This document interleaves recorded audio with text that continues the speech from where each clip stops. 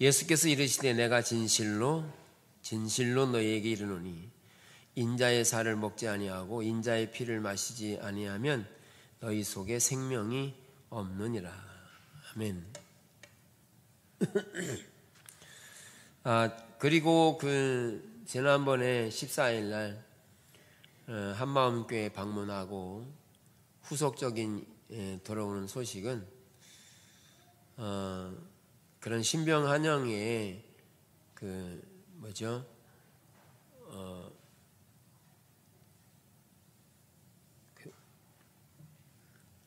갑자기 생각이 안 나네.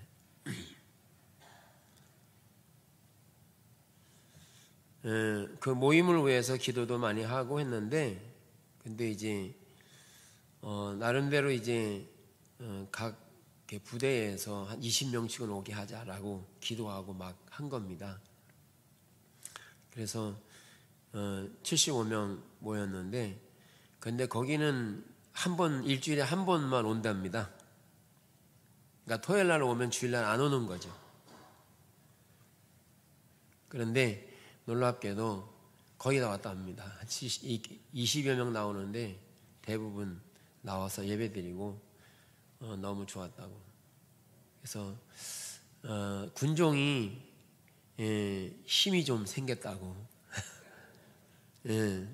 왜냐하면 이렇게 잔치를 잘 베풀어줘가지고 막 신나가지고 한다고. 또 그들이 와서 예배드리는 게 대부분 한 번 오면 안 오는데 그 다음 날은 그냥 와서 돕기도 하고 잘했다고 그랬다는 이야기를 듣게 됐습니다. 네, 그래서 감사하고요. 계속 잘 우리가 섬기면 좋겠습니다.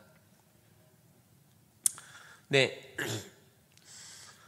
우리가 신앙의 삶을 이야기할 때 철저하게 처음부터 끝까지 우리 신앙은 십자가에 의한 삶이다 라는 겁니다. 십자가에 의한 삶이다. 우리가 일과에서 살펴본 것처럼 십자가에 의한 삶의 주된 내용은, 십자가의 복음은 성경에 관한 진리를 나열하고 그런 이론적인 내용들을 알고 있는 게 십자가 복음의 전부가 아니다 라는 걸 살펴보았어요. 그래서 교회를 다니는 사람에게 십자가가 뭐냐라고 물으면 누구나 나같이 나를 위해 십자가에 죽으신 예수님이라고 이야기는 하지만, 그러나 그것은 이론에 불과하기 쉽다는 거죠. 왜 성경에 나와 있는 이론적인 이야기들을 내가 배우고 이렇게 지식적으로 얻었기 때문에 예수님이 누군가에 대해서는 말할 수는 있는데, 그런데 실제적으로 그 예수님과 개인적으로 만나본 일이 없다는 거예요. 예수님 아십니까? 그러면 예수님 알죠. 그런데 그 예수님이 인격적으로 내가 만나본 일이 없는 거죠. 이순신 장군 압니까? 그러면 이순신 장군을 위인전에서 읽어봤잖아요. 어떤 분인지 뭐 드라마에도 나오고 내용이 나왔으니까 알죠. 그런데 그 양반을 내가 만나본 일이 없어. 그러면 실제적으로 그분을 아는 게 아닌 거죠. 그래서 이게 알다는, 야다라는 말을 쓰면서 부부가, 즉 아담이 하와를 알되, 그것은요, 아는 것은 아담과 하와가 알 때, 여기 안다라는 말은 이론적으로 아는 게 아니에요. 부부가 아는 것은 이론적으로 아는 게 아니에요. 실제적으로 만나고 경험하고 대화하고 교제해서 실제적으로 아는 것을 안다라고 말하는 거라서, 우리가 신앙생활할 때 주님에 관한 몇 가지 이론적인 내용들을 알기 때문에 나는 하나님 알아, 예수님 알아 이렇게 말할지 모르지만, 실제로는 그 예수님과 개인적인 교제를 해야 한다 하는 거죠. 여러분들이 저를 아십니까? 아세요? 어떻게 아세요? 대부분 이론적으로 아는 거죠. 근데 개인적으로 저와 대화해보고 만나서 이런 걸 아는 것은 관계를 통해서만 이루어집니다. 관계를 통해서. 그래서 우리는 하나님께서 창조하실 때부터 우리를 관계로 창조하셨습니다. 그래서 아담과 하와를 창조할 때 하나님께서 아담을 먼저 만드시고 나서 독처하는 것을 보기 좋아 안 하셨습니다. 외로워 보이셨어요. 그래서 아담과 함께 교제할 수 있는 배우자를 만들어서 그 아담에게 갖다 붙인 거죠. 그건 뭘 말하냐면 코이노니아, 교제라는 거죠. 교제는 혼자예요, 둘이에요? 둘 이상 해야 되는 거죠. 여러분 혼자 스스로 사귄다고 안 하죠? 누구와 사귄다고 하죠. 그래서 하나님이 창조할 때부터 우리를 관계로 창조하셨기 때문에 우리는 관계적인 형태를 가지고 있어서 하나님과의 개인적인 친밀한 관계를 가져야 그것을 하나님을 안다라고 말할 수 있다는 거죠. 그래서 하나님을 알지 못하면 하나님을 올바로 알지 못할 뿐만 아니라 하나님을 모르게 되면 하나님을 오해하게 되고 하나님을 믿을 수가 없는 거죠. 신뢰하지 못합니다. 그런 점을 우리가 말씀을 드렸고, 그런 십자가의 복음은 이론이 아니라 실제이신 예수 그리스도와 개인적인 관계를 형성하는 인격체이신 예수 그리스도를 개인적으로 아는 것인데, 이런 예수 그리스도를 개인적으로 아는 데 있어서 그 십자가의 복음은 실질적으로 우리는 그 십자가를 의지해야만 한다는 것입니다. 의지해야 한다는 거예요. 여러분 지금 어디 앉아 계세요? 의자 위에 앉아 계시죠? 여러분 하나도 걱정 안 하고 앉아 계세요. 그 의자가 부러질 것에 대한 의심도 요맞춤도 안 하고 계세요. 그렇죠? 아니면 일어서야 돼요. 빨리 일어서야 돼. 의자가 부러질 거니까. 근데 한 분도 안 일어나셔. 그렇게 의지해야 한다는 거예요. 하나님을 의지하되 조금의 의심의 여지가 없이 인격체이신 예수 그리스도를 의지하되 탁 붙어야 합니다. 착 달라붙어야 합니다. 이 종이짝이 얼마나 이제 얇습니까? 그죠? 예. 조그만 손을 대면 찢어지는데 요것을 갖다가 바닥에 딱 붙이면 손가락이 아픕니다. 찌르면. 그렇게 종이가 이 테이블을 의지할 때 힘이 있어요. 이처럼 우리가 주님께 착 달라붙어야 돼요. 떨어져 있으면 안 됩니다. 이것은 인격체인 십자가의 복음이신 인격체이신 예수님께 착 달라붙어서 하나가 돼야 합니다. 이걸 의지한다라고 말하는데 여기에서 의지한다는 말을 쓸 때는 반드시 반대쪽에 영향력을 주는 게 있는데 그게 뭐냐 하면 하나님을 의지하는 것과 자기를 의지하는 것이 이 땅에는 같이 존재한다는 겁니다. 왜 이게 두 가지가 존재하냐면 하나님은 원래 처음부터 하나님을 위한, 하나님의 영광을 위한 하나님과의 친밀한 관계로 이렇게 창조하셨는데 인간이 타락함으로 인해서 인간은 하나님 아닌 다른 것들을 의지하게 됐는데 그 선악과가 뭐냐 하면 자기가 선악과를 따먹음으로 인해서 자기 스스로 하나님 되는 겁니다. 그래서 하나님 의지하지 않고 자기가 힘이 되고 세상에 있는 것들이 힘이 되는 그런 형태로 살아가는 인류가 타락인 거죠. 그래서 우리가 처음에 살펴봤던 것처럼 성경의 이야기의 총체적인 내용이 뭐죠? 창조, 타락, 구속, 회복 네 가지잖아요. 그래서 이 네 가지의 성경 이야기 속에서 철저하게 우리가 하나님 예수 그리스도 안에 착 붙어 있지 못하도록 하는 요소가 타락이거든요. 그러면 타락한 이해는 뭐냐면 자기중심이라는 거예요. 자기중심. 먹고 마시는 것도 자기중심이고요. 생각하는 것도 자기중심이고 살아가는 방식도 자기중심이 되어지는 게 이게 십자가를 착 달라붙게 하는 방해 요소가 이거라는 거죠. 자기라는 거예요. 자기의 삶의 방식들.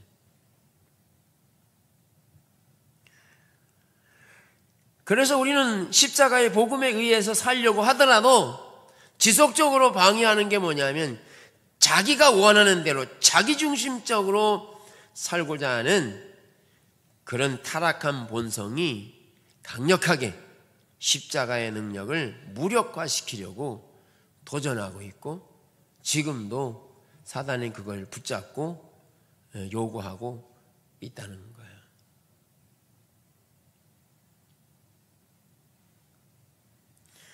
여러분, 어느 날 이렇게 했는데 누군가가 여러분들의 고소장을 접수했어요. 그 양반이 나한테 돈을 훔쳐갔다. 돈을 깎았는데 안 갚는다라고 고소장을 접수했어요. 그래서 경찰이 왔습니다. 고소됐습니다.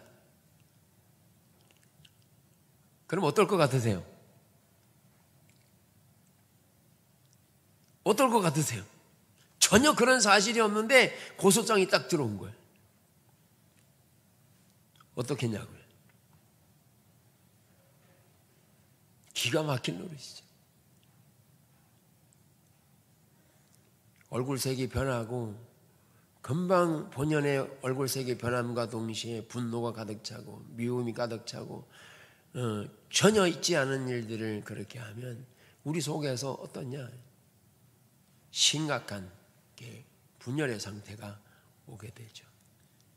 그렇게 돼서 걷잡을 수 없이 폭력이 나오는 거죠.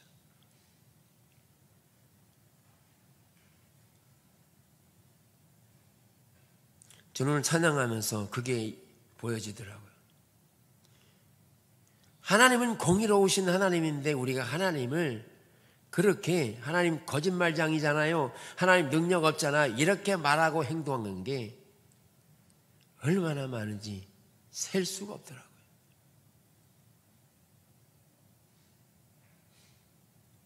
하나님 우리 기도 안 들으시잖아요. 이렇게 생각하고 말하는 행동들이 너무너무 나열되는 거예요.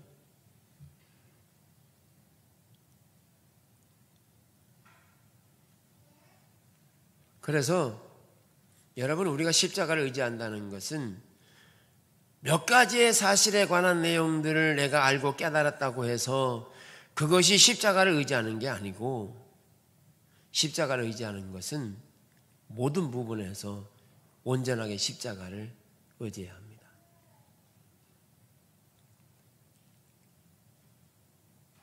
여러분 남편이 아내한테 한 달이 30일인데 내가 29일만 사랑하고 한 날은 다른 여자 사랑할게 이러면 되겠어요? 그래도 괜찮죠? 29일이니까. 그걸 사랑이라고 그래요? 하나님께 29가지를 잘했어도 한 가지가 그렇다면 전체가 잘못된 겁니다. 다시 말하면 그런 한 가지 요소가 전체를 이렇게 망가뜨리고 무너뜨립니다. 그래서 중요한 게 그 뿌리에서 그게 나오는 것이라서 우리는 뿌리가 예수 그리스도가 돼야 합니다.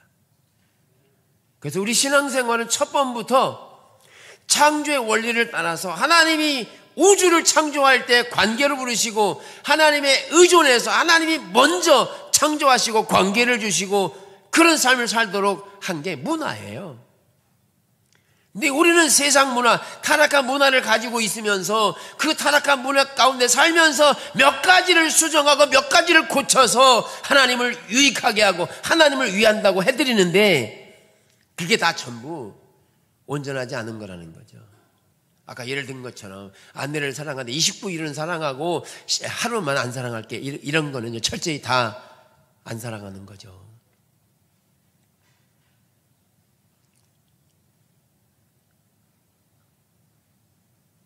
그러니까 우리가 몇 가지 한다고 해서 십자가 복음 안에 거하는 게 아니고요. 온전해야 합니다.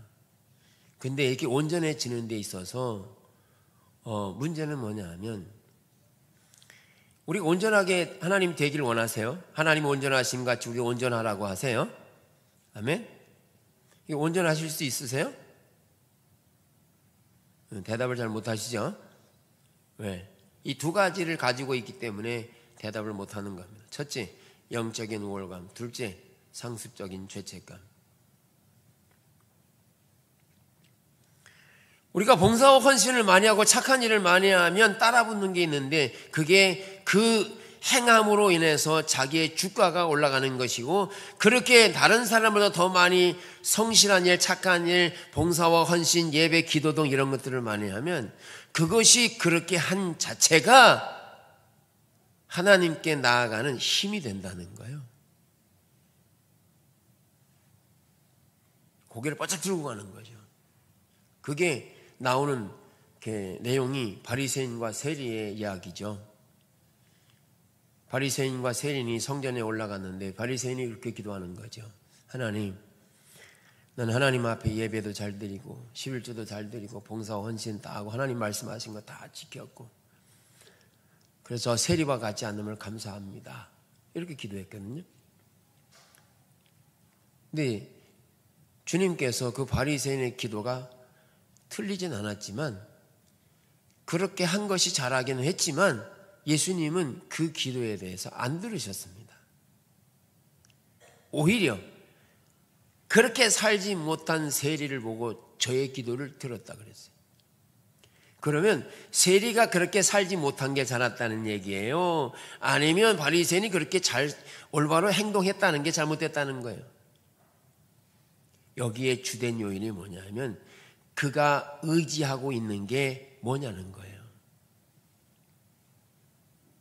바리새인은 철저하게 자기의 의로움을 주장하고 그 의로움을 통해서 하나님 앞에 서고자 했는데, 로마서는 우리가 죄인으로서 어떠한 의로움도 없음을 말하고 있다는 거예요. 여러분, 아무리 착하게 살아도 의롭지 않아요. 아무리 예배 많이 해도 여러분 의로워지지 않아요. 기도 아무리 많이 해도 의로워지지 않아요. 의로워지는 것처럼 보일 뿐이에요. 그 기도가, 예배가 우리를 의롭게 만드는 게 아닌 거죠. 그러나 오늘날 우리들은 그렇게 평가해요. 여러분, 제가 질문할게요. 52주 가운데 51주를 예배 드린 사람과 한 주만 예배 드린 사람과 어떤 사람이 더 의로운 것 같아요? 보나마나 51주를 드린 사람이 더 의로워 보이는 거죠. 그런데 그를 의롭게 만드는 게 예배 횟수가 아닌 거예요. 한 주만 예배 드렸다고 해서 그가 잘한 게 아니라는 거예요. 그가 의지하는 게 그런 예배 횟수, 기도의 횟수, 남을 봉사한 일 그 자체를 의지하는 것은 십자가를 무력화시키는 것과 똑같다 얘기예요. 또 하나의 극단이 뭐죠? 상습적인 죄책감이죠. 그렇게 못 살았어. 그렇게 살지 못했기 때문에 그렇게 살지 못한 자신이 너무너무 부끄럽고 죄스러운 거죠. 죄스러운 거죠. 더 나아가서 그렇게 안 하려고 했는데 했거든요. 미워 안 하려고 했는데 미워했어요. 그러니까 안 하려고 했던 그 노력의 결과로 이런 일이 온 것이라고 생각하고 자신을 죄책질하는 거죠. 자신을 괴롭게 하는 거죠. 그래서 주님이 나를 용서하실 거라고, 사랑하실 거라고 요만큼도 생각 못하는 거죠. 탕자에 비해서 둘째 아들이 아버지를 이해할 때 아버지의 재산을 다 탕진하고 왔기 때문에 아버지가 나를 사랑할 것이라고 요만큼도 생각하라고, 오히려 나를 종으로 여겨달라고 자신을 평가절하해버립니다.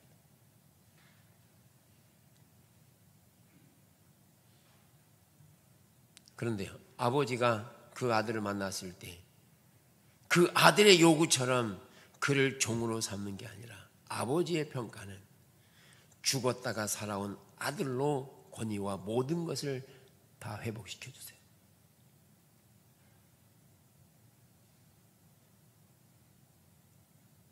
예. 그래서 여기에 중요한 게 뭐냐면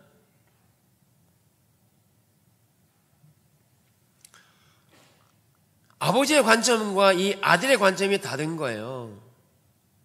자신이 그렇게 아버지의 재산을 다 탕진하고 버렸고 왔기 때문에 당연히 아들의 권리가 없다라고 생각했는데 아버지는 그렇지 않았다는 거예요.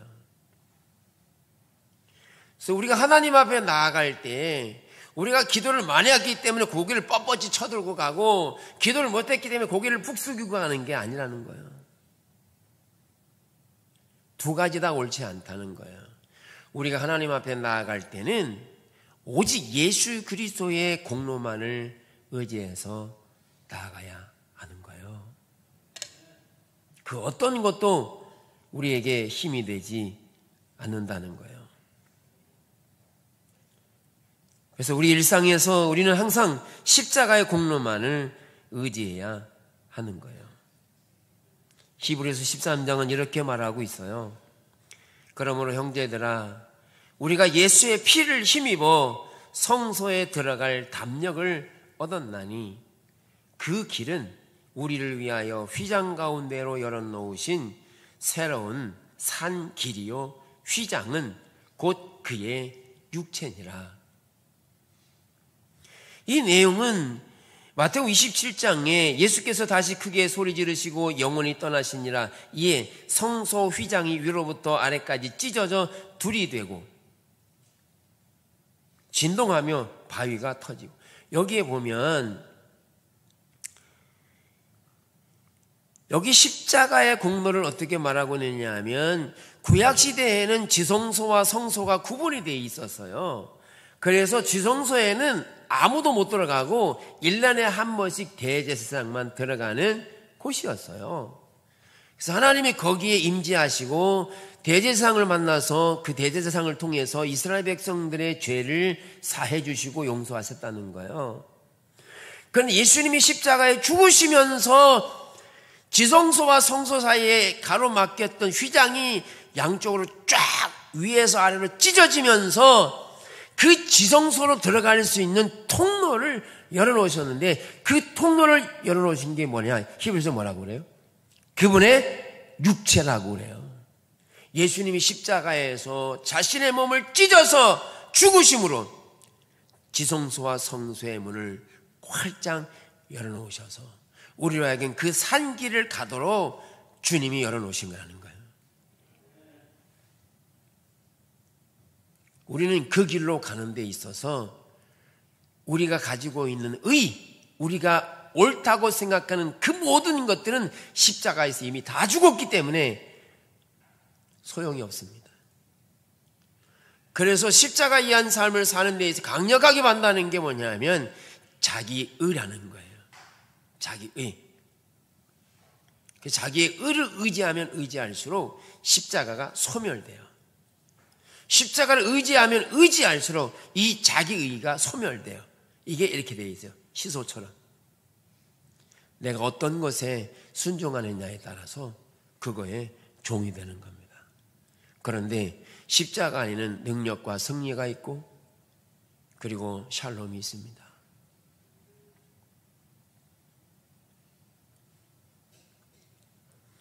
그래서 이 십자가의 길, 십자가 이한 삶을 사는 것은 신앙인들에게 있어서 능력이요 승리인데, 이걸 강력하게 반대하는 게 자기의 노력을 의지하는 거예요. 그러니까 열심을 하지 말라는 이야기 아니라 하더라도 그 열심 자체를 의지해서 하나님께 나아가는 자세가 틀렸다 그 말입니다.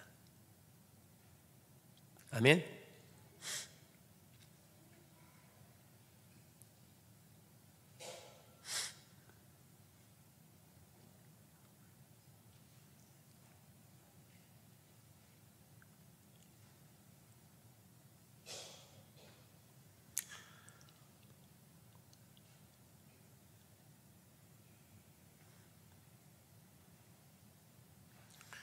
그래서 우리는 십자가만 의지해야 되는데, 어떤 사람들은 십자가를 의지한다고 하면서 십자가에서 이루신 예수 그리스도를 의지하기보다 이론을 의지하는 경향들이 많습니다.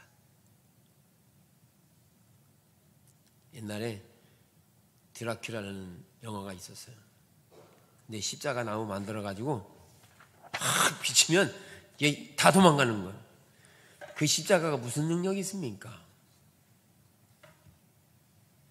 여러분, 어려움 만나면 이렇게 하면 다 이기겠네요? 문제 만나면 다 이렇게 하면 이기겠네요? 문제를 만나면 하나님 나를 사랑하시죠. 나를 너무너무 사랑하시죠. 나에게 긍휼과 은혜를 베푸시는 분이시죠. 나를 죄에서 구원하신 분. 아무리 나열해봐야 마음의 기쁨과 평화가 있느냐는 거예요. 왜? 그게 하나님을 아는 것이라고 생각하니까. 기도할 때도 하나님 나를 사랑하시는 분이잖아요. 나의 문제 들어주세요. 그거는 하나님을 아는 게 아닙니다. 모르는 겁니다. 왜? 하나님과 개인적인 관계를 하지 않으니까. 부부도요, 개인적으로 대화하지 않으면요, 모릅니다. 그래서 오래 사신 분들이 이야기하는 게 뭐냐면, 아휴, 50년 살는데 모르겠어. 이래요. 아니, 50년 살았는데 몰라요? 왜? 서로 관계한 게 적은 거예요. 어떤 마음인지, 어떤 생각을 가지고 있는지, 이런 다양한 것들에 대해서 나눠본 일이 없기 때문에 사실은 아는 것 같지만 모른다는 거예요. 그래서 어떻게 하느냐? 사실적으로, 개인적으로 물어봐야 됩니다. 이런 건 어때? 저런 건 어때? 이렇게 하면 어때? 저런. 다양한 것들을 지속적으로 대화하고 교제해야 그를 아는 거죠. 그래야, 알아야 배려할 수 있고 사랑의 관계가 깊어지는 거죠. 서로 모르는 거죠. 그래서 뭐하냐? 그런 이해와 지식과 정보로 파킹 시켜버립니다. 주차에다가 주차해 놓는 거죠. 누군가가 내 아내를 물으면, 내 아내 그런 사람이야? 이렇게 파킹해 놓는 거지. 전혀 아닌데. 내 남편 이런 사람이야? 라고 파킹해 놓는 거죠.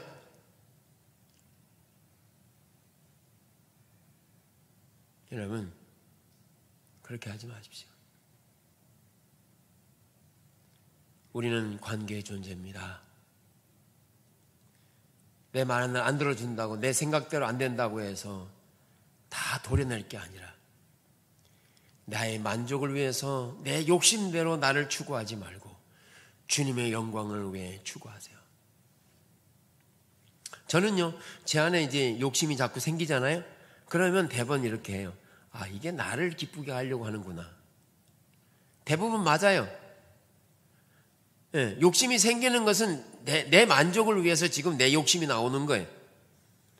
그러니까 그런 욕심을 붙잡고 생각하게 되면 원망과 불평이 나오기 시작하면서 죄로 자꾸 인도돼요. 그러니까 그런 소욕이 들어올 때, 야, 이게 내 육체를 기쁘게 하고자 하는 생각이구나. 아, 내가 하나님의 영광을 위해 존재해야지 생각을 바꿔버립니다. 할렐루야? 그러면요, 그 육체의 생각이 싹 사라집니다. 그러니까 아멘도 안 하신데, 좋은 걸 고급 정보를 가르쳐 드리는데, 그러면요, 우리 마음에 진정한 평안과 기쁨이 있고요, 그 육체의 소욕의 사라짐과 동시에 샬롬이 생기고 상대방이 귀여워 보이고 사랑스러워 보입니다. 관계를 하셔야 합니다. 주님을 알면 주님과 관계하셔야죠. 그래서 이사야 예레미야 때 무슨 얘기 나오느냐 하면, 그 이사야 시대에 그 지도자들이 뭐 했냐면, 하나님께서 우리나라에 평강을 주실 거야, 괜찮아질 거야, 이렇게 외쳤다는 거예요. 근데 하나님께서 그래요. 내가 언제 너희를 원탁 회의에서 마주치면서 너희와 교제했느냐? 내가 언제 그런 얘기 했냐? 그 얘기 나오는 거예요. 네가 언제 나를 만나서 나와 친밀한 교제를 가지고 내 의중과 의도를 알았느냐? 나 그런 일이 전혀 없다, 이렇게 하는 거예요. 무슨 얘기예요? 그때 당시의 지도자들이 주님과의 개인적인 교제를 안 해놓고 뭐만 생각했냐?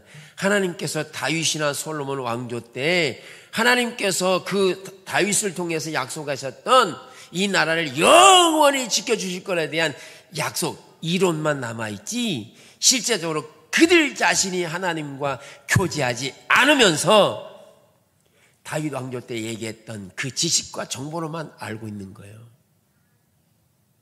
꼭 무엇 같으냐 하면 결혼식 할 때 이런 말 썼잖아요. 지금은 그런 말 잘 안 쓰는데 검은 머리가 팥불이 되도록 사랑하겠느냐 이렇게 물었어요. 여러분도 그런 소리 많이 들었죠? 그래 물어요. 그러면 다 씩씩하게 예 그럽니다. 그렇게 했나요?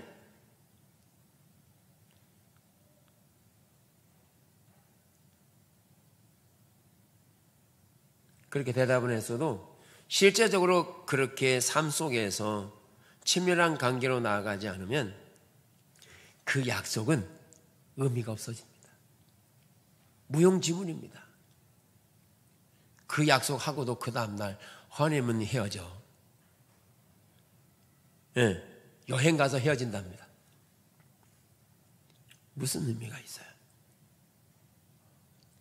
아무리 약속이 커도, 아무리 약속이 놀랍게 우리에게 말씀하셔도 우리가 주님과 실제적으로 동행하지 않으면 그 약속은 의미가 없어집니다.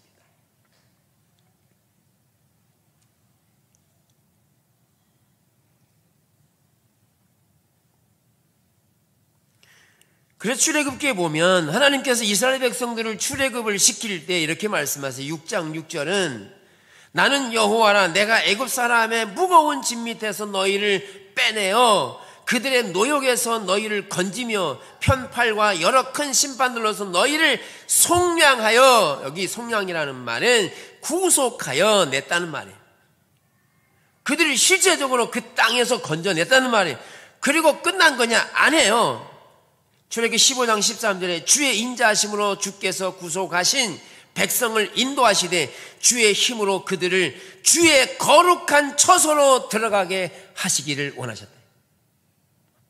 하나님이 그들을 출애굽을 시켜서 끝난 게 아니고 그들을 어디로요? 주의 거룩한 처소, 주님과의 친밀한 관계로 그들을 이끌어내셨다는 거예요.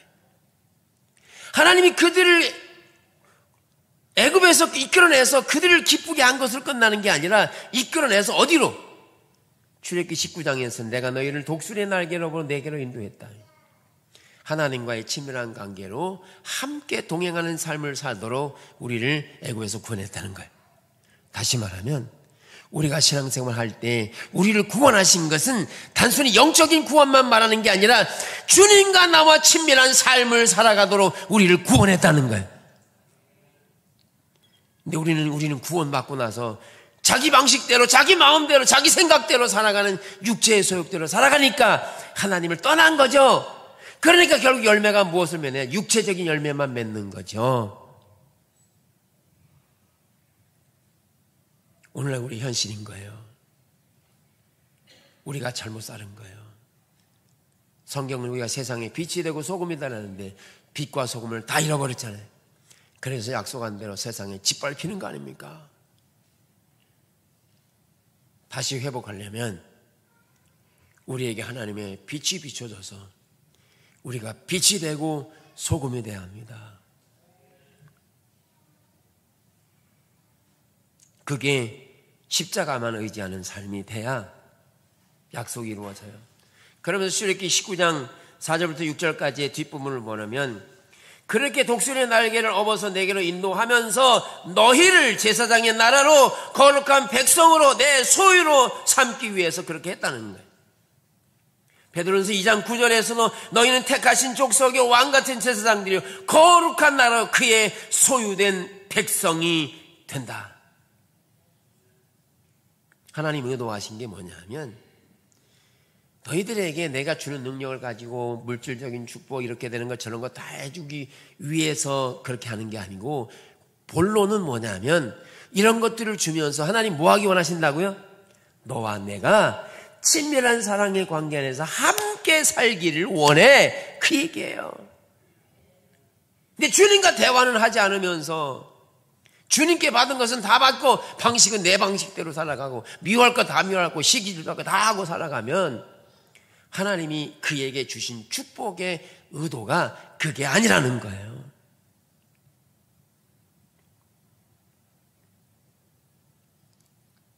그래서 우리는 배워야 될 게 이 문화가 세상의 문화라는 거예요. 하나님의 문화가 아니라는 거예요. 지금 우리가 살고 있는 이 문화가 하나님으로부터 온 문화가 아니라 세상으로부터 온 문화라는 거예요.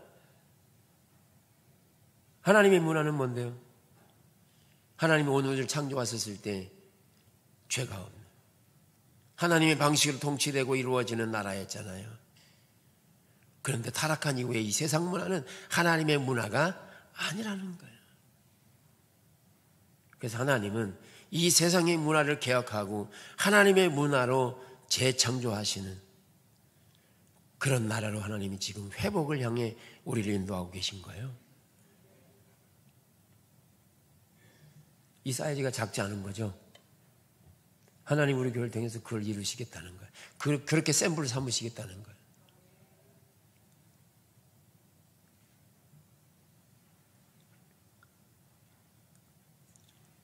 이해되십니까?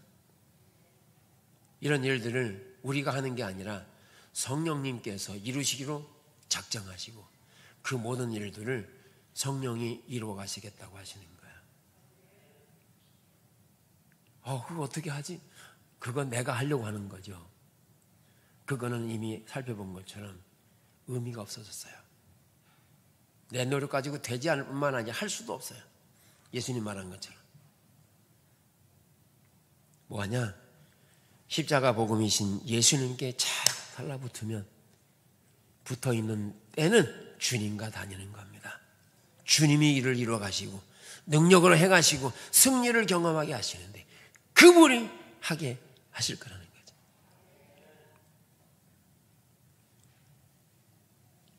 너무 신나지 않아요?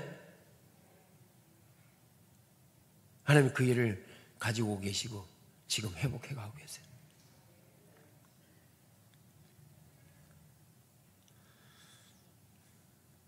그래서 우리는 십자가 복음이 이론이 아니라 실제이고 오직 십자가의 공로를 의지한다는 게 뭔지.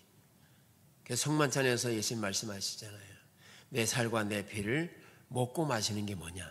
예수님 의로 인해 사는 것은 우리의 삶의 방식 자체를 예수님과 동행하는 삶으로 살아내야 그게 주님으로 인해 사는 것이죠. 그래서 삶의 방식을 고쳐야 합니다. 어떻게 해요? 성경적인 관점으로 고쳐야 합니다. 그게 신앙이니까요. 누가 그러겠어? 누가 그렇게 해? 그건 세상 방식이에요. 세상으로부터 온 거예요. 하나님의 문화가 아니에요. 철저히 대적해야 합니다.